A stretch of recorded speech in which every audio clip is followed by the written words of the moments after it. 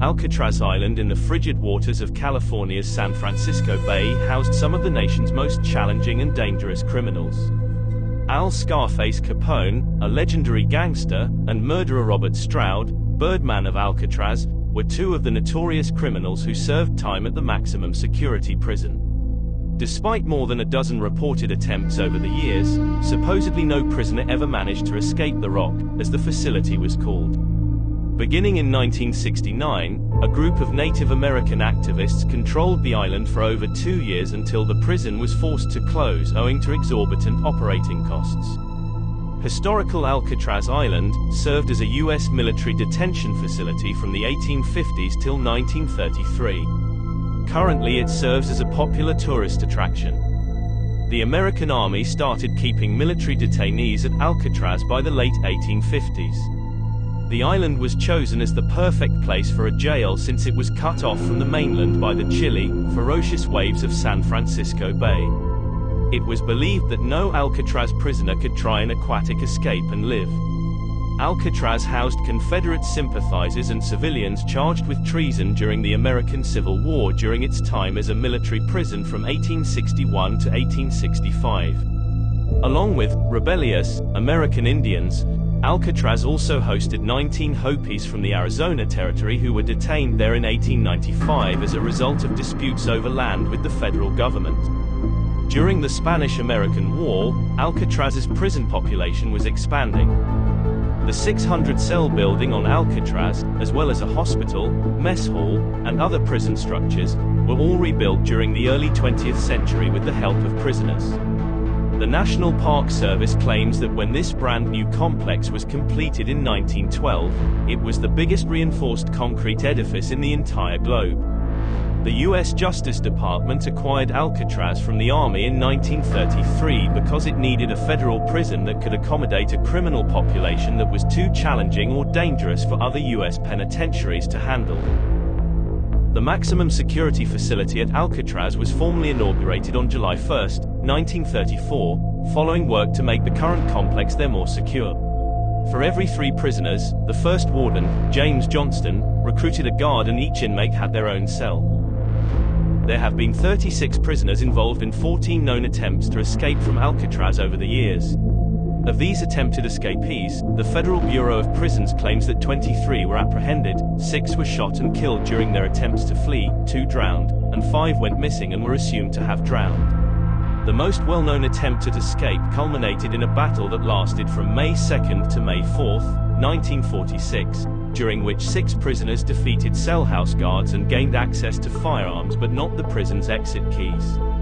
The convicts engaged in a fight that left 2 officers dead and 18 others hurt and required the intervention of the U.S. Marines. 3 of the rogue inmates were killed in the conflict, which also resulted in the prosecution of the other 3 inmates, 2 of whom were given the death penalty for their crimes. Due to the federal facility's operational costs being far greater than those of other federal institutions at the time, the federal penitentiary at Alcatraz was closed in 1963.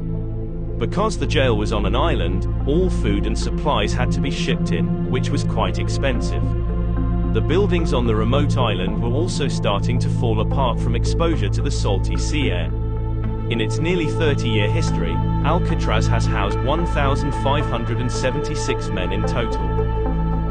On the evening of June 11, 1962, 3 criminals got out of the Alcatraz Island prison's maximum security facility and fled aboard a boat they had constructed out of stolen raincoats. They were never officially seen or heard from again, but a lot of people, including the families of the 3 escapees, think they really did escape that night and have been hiding out ever since. Frank Morris, a seasoned crook, served as the ringleader.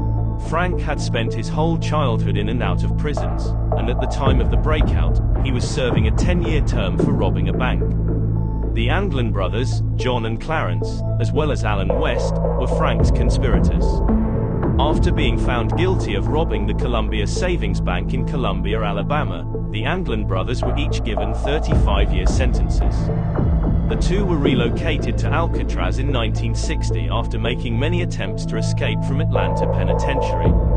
The final member of the escape group was Alan West. Before being sentenced to prison for auto theft in 1955, he had already been detained more than 20 times. Allen made a failed attempt to escape after being sent from Atlanta Penitentiary to Florida State Prison, and as a result, he ended up imprisoned in Alcatraz in 1957. The four men were well acquainted by the time they were all detained in Alcatraz, having already served time in various other jails together. They devised an escape strategy after being allotted adjacent cells where they could communicate at night. Under Morris's direction, they intended to dig through the cell walls, construct a raft, and sail away from the island. They made a drill out of a vacuum cleaner motor after gathering scrap saw blades from the jail workshops and metal spoons from the dining area. They began enlarging the ventilation ducts under the sinks in each of their cells using their own equipment, concealing their work from the guards with painted cardboard strips. Morris would play his accordion during music hour in the prison, an hour set aside each day for music to be broadcast into the prison as a manner of soothing the prisoners down, in order to mask the noise they produced drilling through into the unguarded utility corridor behind their cells. The men established a temporary workshop in the unoccupied top level of their cell block once they could squeeze through the openings. They also created a set of life jackets and the raft they would use to escape. Raincoats that had been donated or stolen were used to make the raft and the jackets, which were then meticulously sewn together and sealed by melting rubber over hot pipes in their workshop.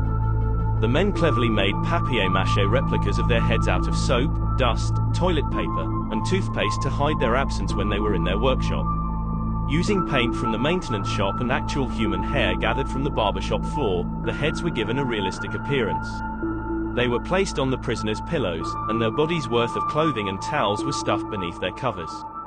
They appeared to be sound asleep in their cots to any guard peering in, but they were actually up on the top floor crafting a 6-by-14-foot rubber raft and paddles out of leftover wood and stolen fasteners. Finally, on the evening of June 11, 1962, the raft was prepared, and the operation could begin. When West realized the cement he'd used to reinforce the concrete around the vent had solidified, preventing him from passing through the hole he'd made, his chances of fleeing were immediately dashed. His accomplices had left by the time he was able to expand the hole once more, so he returned to his bed.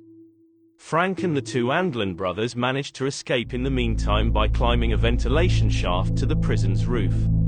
When they burst out of the shaft, they produced a loud commotion that almost prevented their escape, but fortunately the guards who heard it chose not to look into it.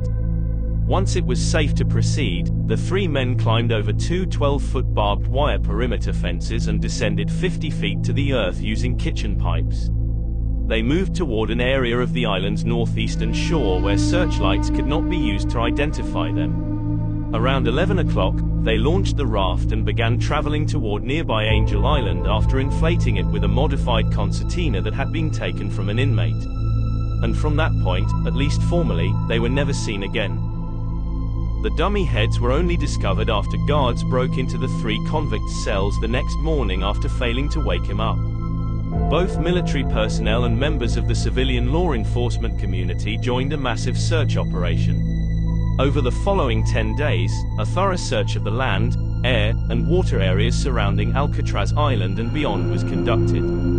One of the inmates' paddles was discovered by the shore guard on June 14 off the southern coast of Angel Island, and the same day, workmen discovered a wallet carrying information about the Anglins. 6 days later, rubber scraps thought to be from the convicts' raft washed up on the shore close to the Golden Gate Bridge. The following day, a deflated life jacket was discovered drifting 50 yards off the coast of Alcatraz Island by a prison boat. All that was ever found of the men and the instruments they'd used to flee were these dispersed scraps. The FBI swiftly came to the conclusion that the three convicts drowned even though no remains were discovered. Many people have argued that the FBI were wrong in declaring the men dead from the first year after their escape till the present. Several Anglin family members claimed to have received cards and postcards from the brothers as early as Christmas 1962. Up until her passing in 1973, the mother of the Anglin brothers received a bouquet of flowers given to her anonymously every year. Her burial was also reportedly attended by two exceptionally tall men using heavy makeup. According to family relations, they were John and Clarence Anglin attending undercover.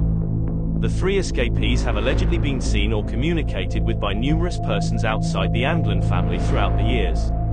A local San Francisco police officer claimed to have seen a boat near Alcatraz Island that turned around and headed under the Golden Gate Bridge after a few minutes the day after the guys vanished. The FBI investigated the assertion and rejected it. Also in 1962, a man by the name of Bud White identified himself as Frank Morris's cousin. He claimed that few days after the escape, he had seen Frank in a park in San Diego and that Frank had hired him to bribe several of the Alcatraz guards.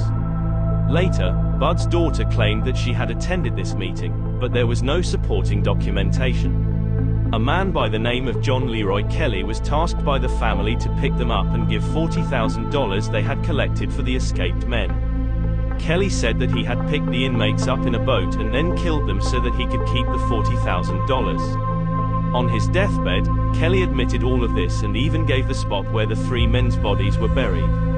There were no remains found during a later search. Finally, the FBI acknowledged receiving a letter that was purportedly authored by John Anglin in 2018. Anglin mentioned Morris's and his brother Clarence's passing in the letter. The last detainee declared that he would turn himself in exchange for medical attention.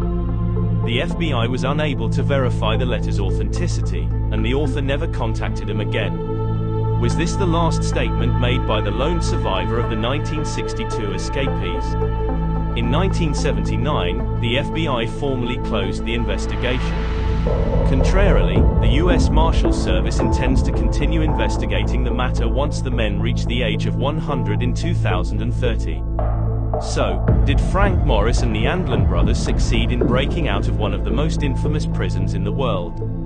And did they spend decades living on the run? Please let me know what you think in the comment section down below.